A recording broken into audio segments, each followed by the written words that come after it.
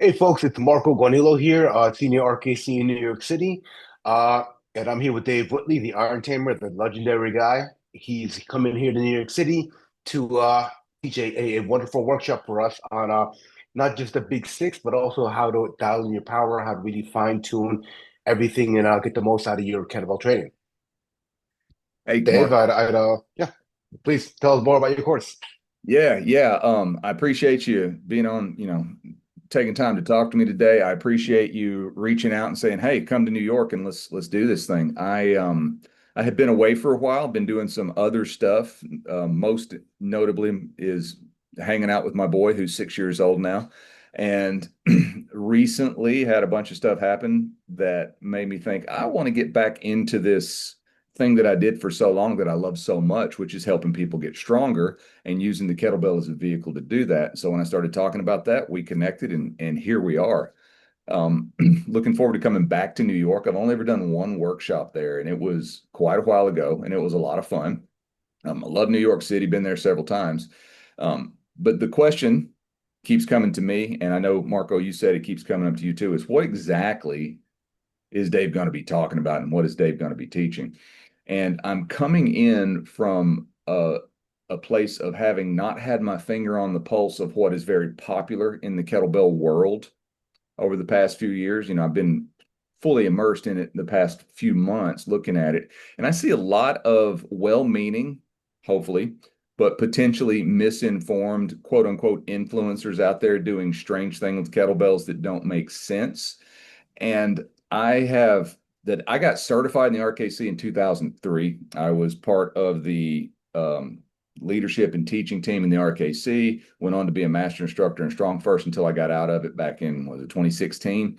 So the way that things were back then is not the same landscape that we have now. And I'm seeing the potential for a lot of people to take an idea that they don't really understand and try to build something new out of it and wind up with just strange things that I see on the internet. So me knowing the history of kettlebells in the United States over the past 25 years or so, and also having been a performing old-time strongman for close to 20 years now, the kettlebell is what actually got me into being an old-time strongman of doing feats of strength like bending steel and ripping cards.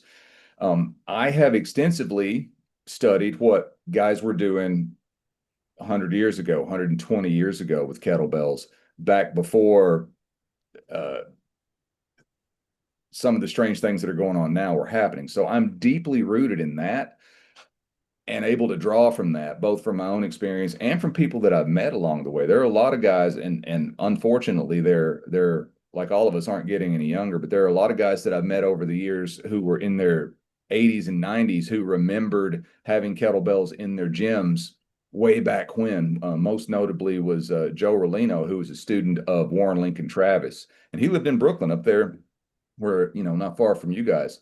And one of the interesting things that was going on back when he was still around and I was able to talk to him at the Association of Old Time Barbell and Strongman banquet dinner is there was this idea that doing the get up was sort of core to what a lot of those old timers did way back in the day. And I had the opportunity to have a conversation with him about it. And he said that Warren Lincoln Travis referred to it as the one-armed get up, called it a marvelous exercise, and they did them quite a bit. I know that Thomas Inch references it. I know that Alan Calvert talked about it, and I'm drawing a blank on the other person. Oh, Sid Klein, who was also from New York, if I'm not mistaken, touted the get up. Well, the get up is part of what I'm doing with the kettlebell power focus. It's one of the two basic fundamental movements of the way that I teach things. We got the get up and of course have the swing.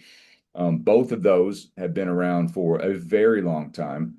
I've gone through periods of time where I have been completely obsessed with each of those movements, and I'm digging things out from my notes from years ago and going back and seeing what I can update or what new discoveries I've had since then. Because even though I haven't been teaching, I haven't stopped training. So very excited to bring some of these new insights. We're going to be talking about those two movements. We'll go into some bent press stuff, some of the deep dives into snatching and squats and how to get more power out of those things, because I think that one of the things that happens is strength and conditioning very often becomes conditioning and more conditioning when we see some of the stuff that's going on social media with people with weights that are too light to be doing what they're doing things, and there's nothing wrong with that, but I feel like that a lot of the essence of what a kettlebell really is capable of doing can get lost in that. We were talking before we hit record about a lot of the workshops and courses and stuff that are out there are just regurgitated white noise, and it's the same cues that people were giving 5, 10 years ago on extend your hips and hinge and pack your lats and all of that, and that's great for someone who's not ever been exposed to it, but there's a deeper level, multiple deeper levels to all that stuff.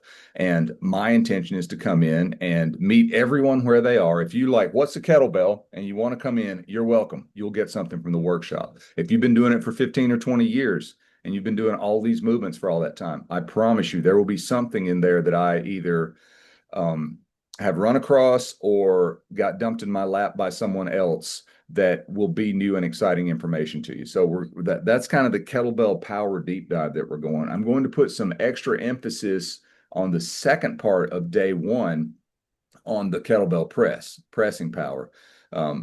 Years ago, I'm not sure where the cute little soundbite came from, but I've sort of adopted it as my own and sometimes get attributed as being the guy who said it. I don't think I came up with it, but I'll gladly carry it with me. The idea that the secret to happiness in life is to put really heavy stuff over your head.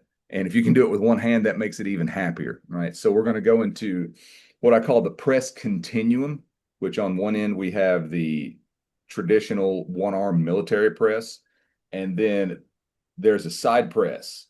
There's what we call a natural press. There's a bent press, and then there's jerks and push presses that are all involved in this sort of spider web of pressing movements where we can take a weight from the floor to the shoulder to overhead, but there's multiple different ways of doing that and all sorts of different variations. And I've played with a lot of them, not all of them, but I've played with a lot of them. And I've had some insights on them. I've used those insights on myself to great success. And if I use them on myself and don't get success with them, I just discard them. That way, nobody's getting misinformation. And I've used them with students and clients of mine as well, both in person and online.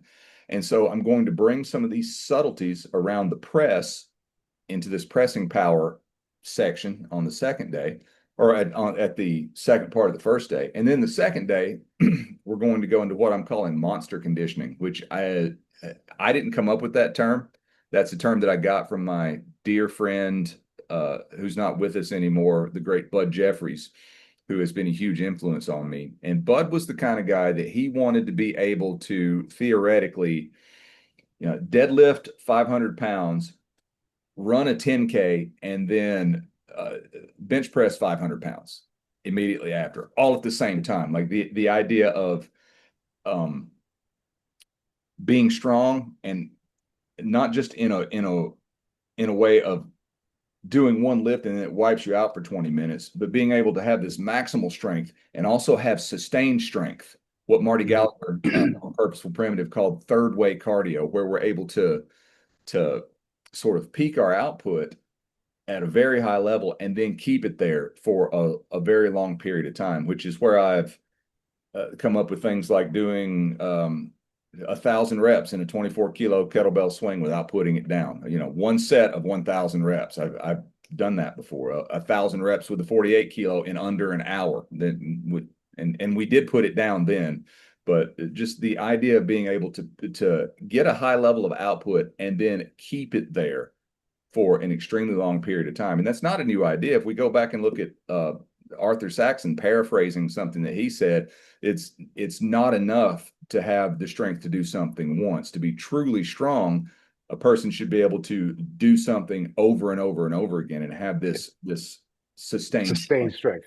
Yeah. And so I've got strategies and technical stuff that go along with that. And also a lot of it comes back to breath. There are some very specific, very powerful concepts related to breathing. Breathing is the first movement that we make. We talk about that in original strength, which I know that that you're deeply involved in as well, Marco. Breathing is the first move that we make when we're born. It's the last movement that we make before we leave this planet. And it's something that we must do every day. I'm very fond of saying that it's the most important thing that any of us are going to do on any given day, because if you don't believe me, just take 15 minutes off from it, right? You go about a minute and a half without breathing, and it becomes the single most important thing in the world. So, tying some of the breath work that I've never taught before into the monster conditioning aspect of stuff where we're working on sustained strength is going to be the focus of the second day. I'm really excited about that because most of the stuff that I'm going to cover there, I've never taught before in public to anyone. I've dabbled in it with a few private clients, but I've never gone into the depth that I'm going to go into it at this workshop. And I thought, I'm back. I'm going to visit a beautiful city. Why not bring out some of the stuff that will cut through the noise and when you see what we're going to be doing and you compare that to some of the stuff that you see on the internet from people who first picked up a kettlebell 2 years ago and now talk about themselves as if they've been around for hundreds of years, you'll be able Yeah. to clearly see the difference. So if it's limit strength, 1 rep max kind of stuff, we can help you for sure. If it's sustained strength, I'm very excited to introduce some of the stuff that I've got going on in there. So that's kind of the overview of what we're going to be doing. It's going to be fun. Yeah, it sounds amazing. I'm definitely looking forward to it. Yeah, and it's not going to be a super militant thing. I'm a laid back guy. I'm a heavy metal guy. I'm a, a performing strongman, but I'm not like a wannabe tough guy. So I'm not Yeah. going to. One of the biggest um, things that puts me off about the environment around fitness and social media now is the idea of shaming someone into being better. You know, if when some guy goes on Instagram and tells me that I'm not a real man if I don't do whatever it is he's talking about, I'm like, you no, just no. It's Yeah. not that kind of environment. I want everybody to get stronger, and there's no strength in shame. So, whoever you are, whatever level of training you're at, whether you're expert, brand new, whether you did a whole lot 10 years ago and you haven't touched a weight in 10 years, come on out. We've got something for everybody. We're going to have a huge fun time. Yep. And we've got an amazing space for it. We've got a lot of toys, a lot of bells. And yeah, I think it'll be a great weekend. And knowing the equipment that we have available there, just from looking at some of the photos of the interior gym, there's no telling where this thing might go. We might bring barbells into the mix. We might not. I don't know. It just kind of depends. But yeah, it's going to be a great time, and I'm super excited and very grateful to you, Marco, for orchestrating Now all. we're excited to have you here. It's the legendary Dave Whitley. So I'm excited. That's still weird for me when people say that. I got to be honest, because we recently lost Ozzy Osbourne, and to me, that's what a legend is. But Yes. I'm I'm appreciative that you and other people are saying that about me. So thank you very much for that. So all the details that we need to know are where on this. We got one. Everything is. I will put it on the website. All our social media. It's on our link tree, and I also put it on our Facebook and everything. And obviously, they could also message me if they have any questions. Yeah, and wherever you're watching this video, if there's a comment or a comment section or a what do you call it, caption section, anything like that, there should be a link in that, Yep. or a place to tell you where to go to the link. Like, some of the things don't allow live links and all that, but we're going to put this video as many places as we can and hopefully get a big group of people sent out there. Oh, and Marco and I were talking before we hit record too. We've got an early sign up where the first few people that sign up are going to save a couple $100. We've already sold a few spots.